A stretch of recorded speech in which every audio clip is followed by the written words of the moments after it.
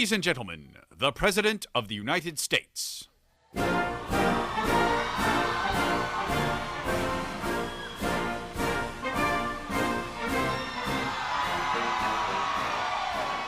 Hello, everybody. Hello, Fort Lee.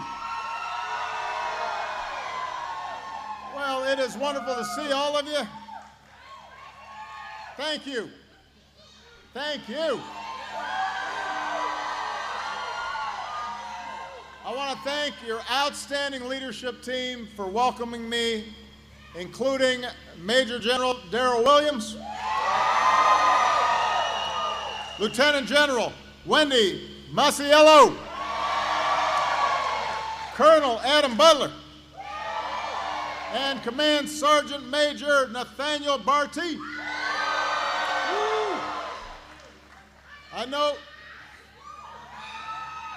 I know this is the proud home of the Army Combined Arms Support Command, but I know we've got other services represented here. Navy, Marines, Air Force. We've got our outstanding DoD civilians in the house. And then, of course, we got a whole lot of Army.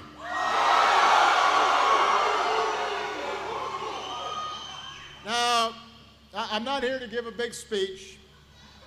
No. The main thing I wanted to do was just come by, shake some hands. As you know, I had a town hall with CNN and some of our extraordinary troops, our veterans, our military families. We had an important discussion about how our nation has to uphold its obligations to you and your families. You serve us with such distinction every single day. I want to make sure we're doing right by you. And so you can watch it tonight on CNN, or you can watch whatever else is on. But you guys showed extraordinary hospitality and made our visit a success, so I just want to say thank you.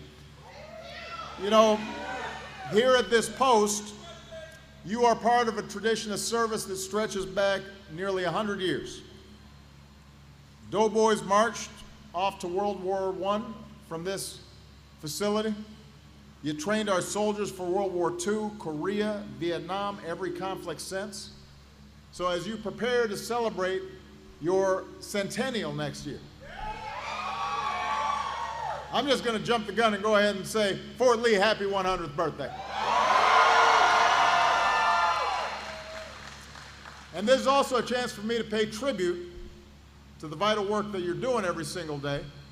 You know, you don't always get the glory, but the fact is America's Army and America's military could not project around the world, would not be the very best in the world if it were not for the best sustainment personnel in the world. You know, there's an old saying, amateurs talk about tactics, professionals talk about logistics. So today we salute all the logistics personnel. You make sure our troops get what they need, the right amount, in the right place, at the right time. We salute our transportation corps, keeping our supply lines open, and at times risking your lives doing it. We salute the folks who handle the ordnance. A line of work where you need some steady hands. Don't drop nothing. We salute all the quartermasters, including our Army cooks. I know sometimes military food gets a bad rap, but here at Fort Lee, the cooks train to be world class. Some are so good, like Army Staff Sergeant Justin Gonzalez, Navy Master Chief Derek Davenport, that we made them part of the Presidential Food Service. And you know we got good food in the White House. And that's because we got outstanding talent that's been trained here. And this brings me to the main message I want to deliver. I've now served as your president for almost 8 years. And it gets me and Michelle reflecting on some of the unforgettable moments that we've experienced. And we've done a lot of amazing stuff, but I will tell you that of all the privileges of this office, there's been no greater privilege no greater honor than serving as the Commander-in-Chief of the finest military in the history of the world. And what makes you best is it's not just the incredible platforms that give us our military superiority, although we've got some pretty impressive equipment on display right here. It's not just the sophisticated technologies that make us the most advanced military. We have the strongest military because we got the best people. Because of your spirit, because of your character, because of your patriotism. So you inspire me and Michelle and the American people. And not just as Commander-in-Chief, but as an American citizen, I just want to say thank you from the bottom of my heart. Thank you for the great work you do. Thanks for your patriotism. Many of you had a lot of options, and you chose a career that's not always the most comfortable, certainly is not always the most lucrative, but you dedicated yourself to something bigger than yourself. You chose a life of service. You stepped forward. You volunteered. And most of you volunteered in a time of war. You raised your hand, you took an oath to defend and protect the country that you love. And so I want to thank you for your devotion. In these 15 years since 9/11, our nation has asked a lot of this generation. Among you are proud veterans of Afghanistan and Iraq. Many of you served multiple tours.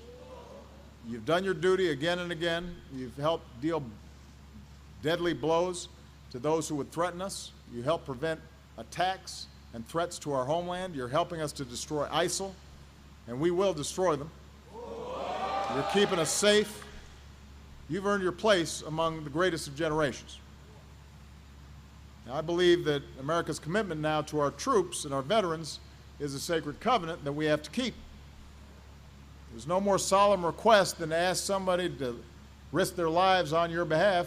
And if they do that, that's a covenant. Both sides have responsibilities.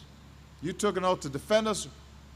The rest of us need to fulfill our oath to take care of you and your families, especially our Gold Star families. And that means using our military wisely. It means not rushing into war, but doing what's necessary to keep us safe. It means not playing politics with war. It means giving you the resources and the support that you need to succeed. It means when you come home, you and your families are getting the education and the benefits that you have earned. So we got obligations to you. And this is not just a job for government. As you know, Michelle and Dr. Jill Biden have done a great job with joining forces to make sure that everybody is doing something to support our veterans and our military families. And that's something that Michelle and I, we've pledged we're going to continue even after we leave office. And finally, I want to thank you for setting a good example for everybody else. You know, sometimes, especially during election season, the country seems divided. But the truth of the matter is, when you look out at this group of members of our military, but it's true on every base around the world, you're unified in your mission. You do your job. You look out for each other. You lift each other up. You leave nobody behind.